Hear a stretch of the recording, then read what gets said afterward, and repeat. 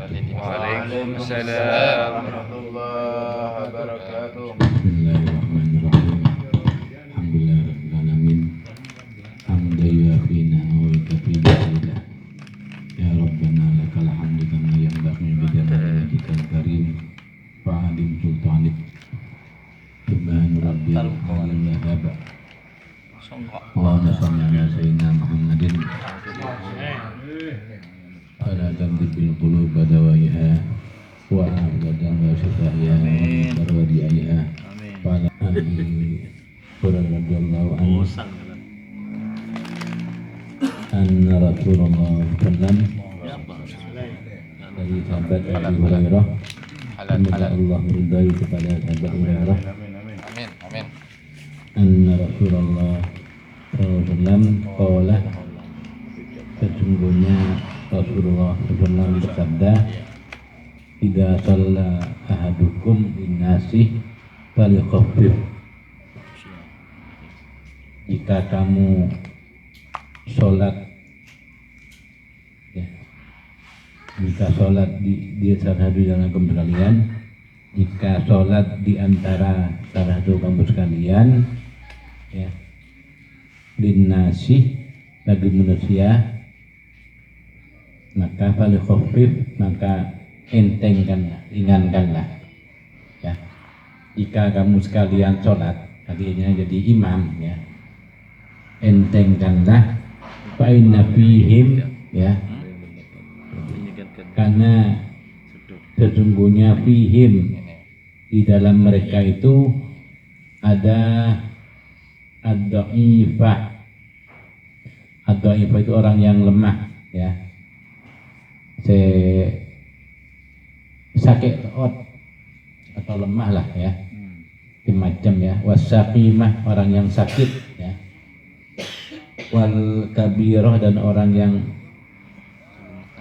tua, nah, kabir tua, yang sudah tua, ya. Jadi jika kita mengimami suatu kaum, ya kan, ya, jadi jangan ya kan, jangan meja Yasin, ya, atau surat Baqarah, ya. Wa idza shalla ahadukum li nafsihi, ya, falyutawwil ma syaa, muttafaqun alaih. Jika kamu sekalian, jika sholat salah satu kalian itu li nafsi, sendirian, ya, kanggo awake dhewe, ya, fal yutawwil ma syaa, maka panjanganlah tergantung kepada apa yang kamu karepi. Muttafaqun alaih. Jadi di hadis ini menunjukkan bahwa Rasulullah itu juga kaitannya dengan kasih sayang, kasih sayang kepada umatnya. Mohon kita itu mengimami sholat, ya, karena tokoh Ijazah Alim pas berjarak ke Amma Tasa Alun, ya, itu terlalu panjang, ya. Kecuali, ya kan, di sini caranya di sini itu kecuali ada kesepakatan, ya kan, kesepakatan di antara para jamaah, ya kan? Jadi kesepakatan para jamaah untuk sholat satu kali hatam Al-Quran. Di pondok mana itu? Mana selatan itu? Kecuali sudah ada kesepakatan di antara para jamaah, ya kan? Atau memang adatnya, ya, adatnya kebiasaan di sana, ya kan, di musola atau di masjid itu kebiasaannya ada begitu, ya kan, kayak di mana masjid jami itu, ya, kalau subuh, ya, al-a'la sama al-ghasiyah, atau alif lam mim tanzil sama al-ghasiyah, ya. Sujud subuh itu alif lam mim sajadah, ya, sajadah, alif lam dan itu sudah kebiasaannya. Kemudian sujudnya, rukuknya 3 kali, ya kan, dia sampai lebih berapa kali, pas sujud loncung ya. Ya. Saya sujud kayak tengah imamnya. Ya. Karena di sini ini ad-dhaif itu orang yang lemah. Ya. Ya lemah. Ya karena memang lemah badannya. Ya. Kemudian wasakim orang yang sakit. Ya. Ingat. Wal kabir kayak imam ini, ya, imam udah sepoi. Yang sakit ya. Kemudian ad-dhaif ini kayak orang yang kurus. Ya. Koros. Tulang meloloh. Kurang gizi ya atau memang gizi buruk. Ya. Kemudian wal kabir orang yang sepuh. Orang sepuh. Mon sampean baca ngedipi terserah. Semalam hatam tidak ada masalah. Jadi kayak sembahyang bisa ya dirian atau sama istrinya tidak ada masalah. Kayak Ustaz Yanto ini tarawih di rumahnya sebulan hatam. Ya karena sudah itu namanya mahsurun, jadi kesepakatan dengan bini sudah. Tapi jangan panjang-panjang, tidak ada masalah karena memang kebiasaannya. Ya, kebiasaannya ada Al-Quran karena memang imamnya hafid ya kan, jadi berapa ayat. Tapi itu jangan panjang-panjang karena di belakangnya itu ada kayak orang kayak imam ini orang yang sepuh, ada orang yang dil hajat ya, yang punya hajat terus masih abid ya, karena ngampung ya kan banyak, apalagi masjid pinggir jalan ya. Jadi usahakan teman-teman sekalian itu ada punya ditakdir jadi takmir masjid atau bisa bikin masjid di pinggir jalan, kemudian jenengan jadi imam, ini pegang ya. Dipegang sampai jeng lanceng jadi imam. Jadi ukurannya sujud itu 3 kali, rukuk 3 kali ya kan. Nabi juga pernah lebih dari 3 kali karena punya sahabat ya kan. Kalau kita kan orang biasa, orang awam. Begitu Bapak sekalian. Jadi dari hati saja, semoga ini jadi pegangan kita untuk Bapak sekalian, teman-teman sekalian yang jadi imam di musolanya atau di masjid masing-masing. Jadi menjadi imam, jangan lanceng karena di belakang sampean itu ada yang dhaif, ada yang punya hajat, ada yang sakit, ya. Ada yang mau kemana? Dul hajat itu yang punya hajat mau ke Surabaya, mampir ya di Bangil, kemudian sholat jamaah terakhir, isanya makmum ya, kemudian maghribnya itu jamaah di belakang itu. Jadi takut ada itu ya. Ini bermanfaat untuk diri saya sendiri dan dengan sekalian. Demikian, terima kasih.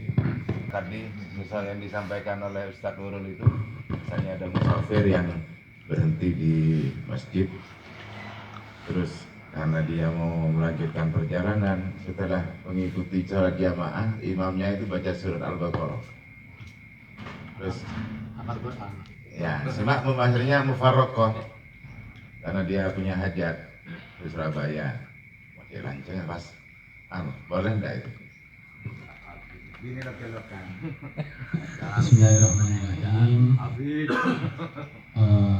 Kalau kita musafir dalam perjalanan, kita bawa jamaah, maka kalau ingin sholat berjamaah, maka kita tidak usah berjamaah kepada yang mukimin. Artinya kita itu buat jamaah sendiri dan tidak bermakmum kepada jamaah yang mukimin itu. Jadi kita sholat sendiri-sendiri. Artinya buat jamaah lain, jamaah mukimin yang di depan, kita buat jamaah sendiri pada di belakang. Itu ya, ditakutkan seperti itu.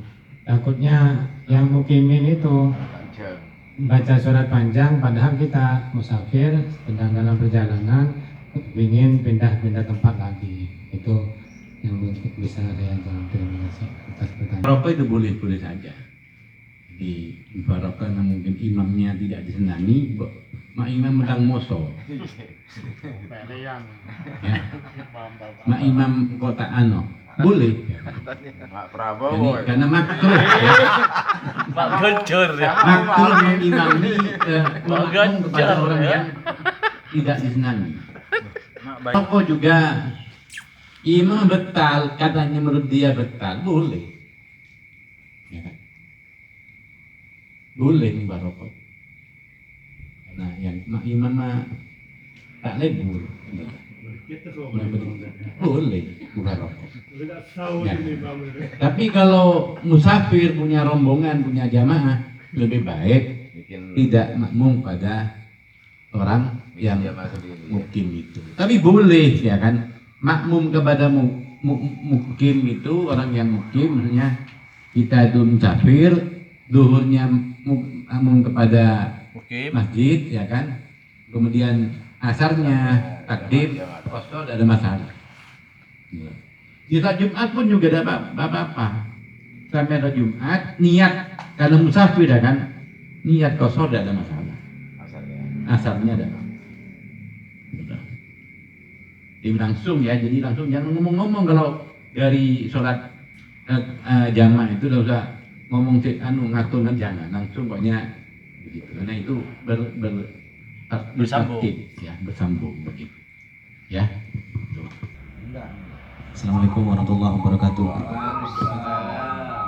Seandainya kita menjadi imam, sebelum membaca surat pendek, kita mendengar ada jamaah yang masih wudhu,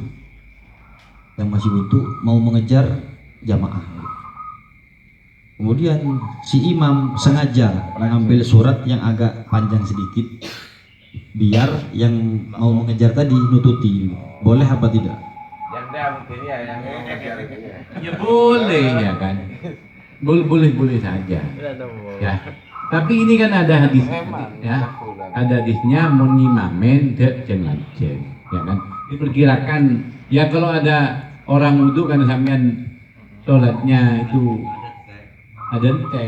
Sebelum mestinya sholat itu tidak mendengar orang wudhu, Pak. Ya khusus ya.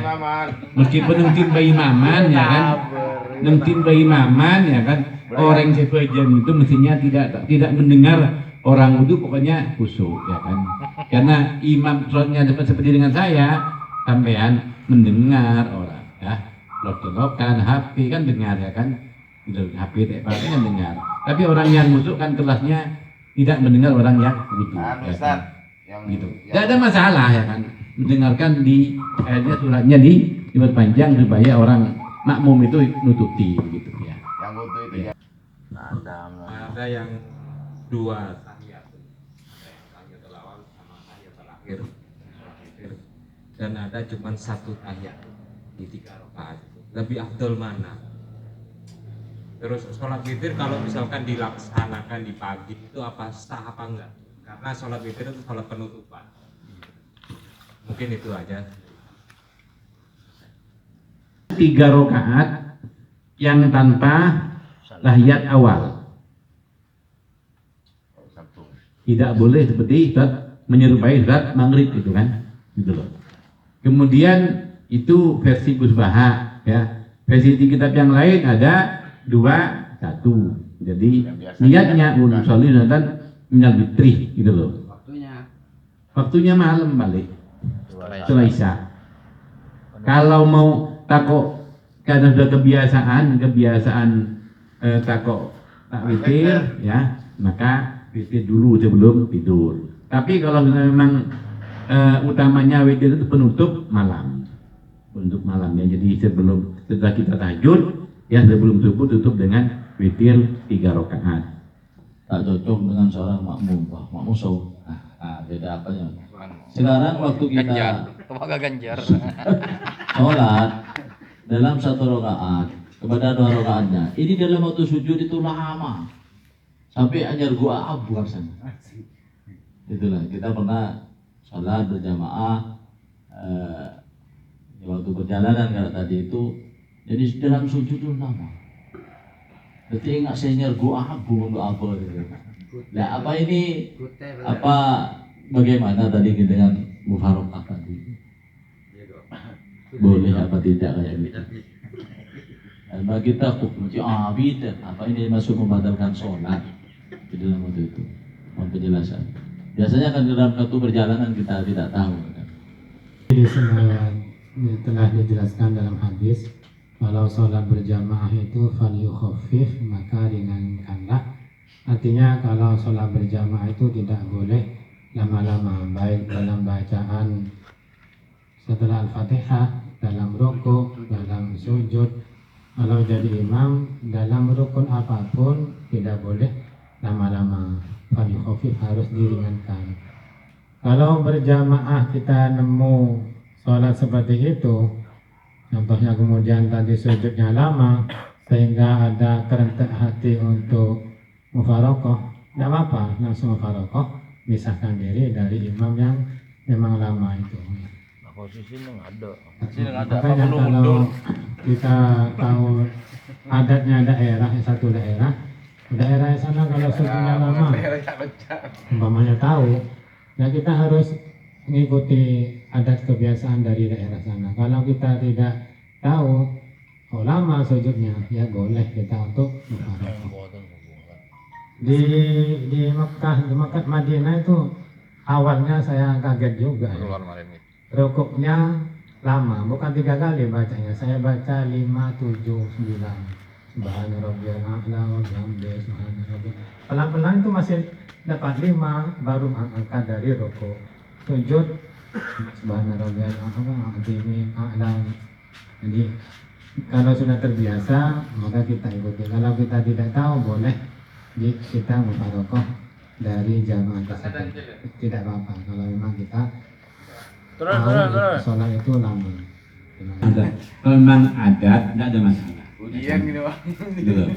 Di adat kebiasaan dari daerah tersebut,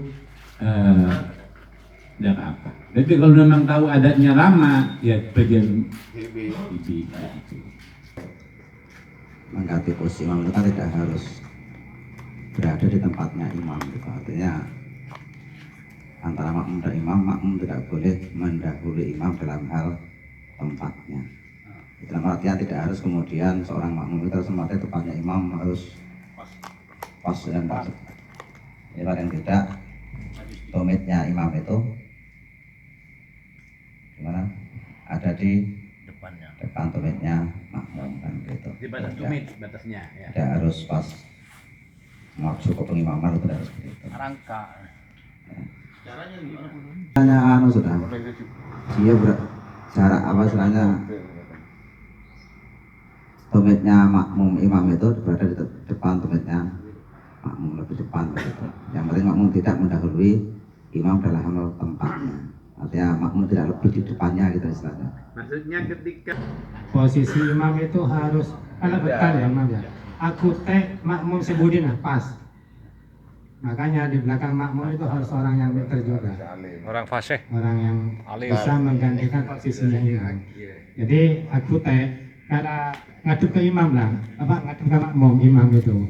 Aku maju, bilang itu aja dah. Saya batal. Maju makmumnya. Bicara kan sudah batal imam ya. Tidak apa. Awam repot. Bisa. Ada lagi.